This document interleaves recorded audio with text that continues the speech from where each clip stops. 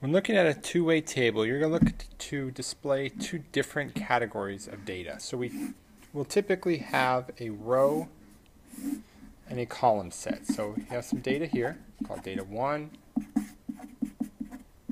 and data 2, and we're going to compare these values and look at where they intersect, but then we'll also get totals from here and then a grand total to pay attention to. Now, sometimes it'll all be filled in and we just need to pull certain information from it, but other times we're going to have to start to build it up and start to fill the table in. And there's certain things we have to pay attention to, notably that total. So let's kind of think of a scenario. So I went and looked at houses in my neighborhood, and I have 34 houses on my street.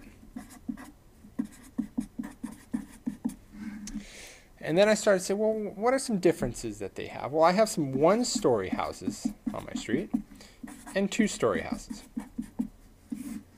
So that's one category that I have. Now, looking at those, I then started looking at the cars. And some of the houses have cars in the garage. In other words, none of them out in front. Some have cars on the driveway. And some have cars on the street. So they park out front and their driveway is not taken up. And so I can start to fill in and look at the differences that are occurring from that. Now, I know there's 34 houses on the street. So in the end, I should have 34 down here as my total. We'll start to piece that together as well. Now, I also started to count to see some differences.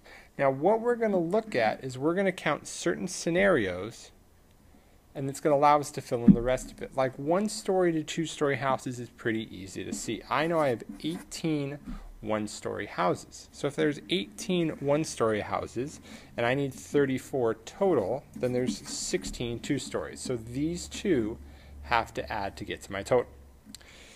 Now, I also looked, and there was 5 of them that park on the driveway and 12 that park on the street.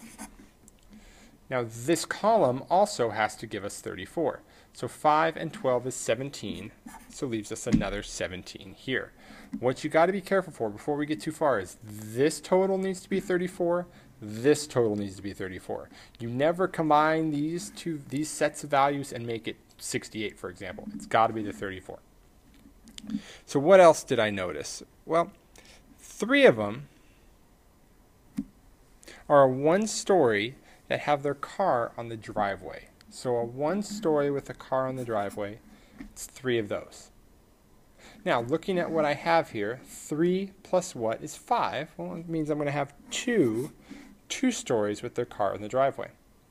Here, if I look at this column, I have 18 and a 3. So I know 15 is the total of these, but I don't know what the breakdown is. And 2 plus these values is 16. And again, I'm not sure about that.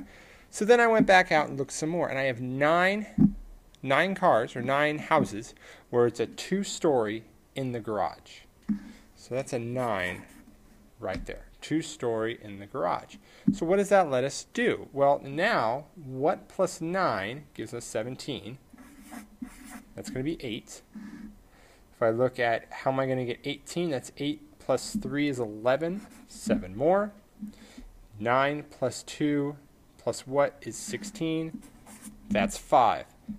So let's go through and make sure all our values work. I have 17, 5, 12, 18, 16, 34, and 34. So all of my values fit. They work together. I filled in the two-way table correctly. And that last step is going to be one of the most important ones whenever you're looking at a two-way table. It's making sure all of your columns and rows add together and that this total matches and this total matches.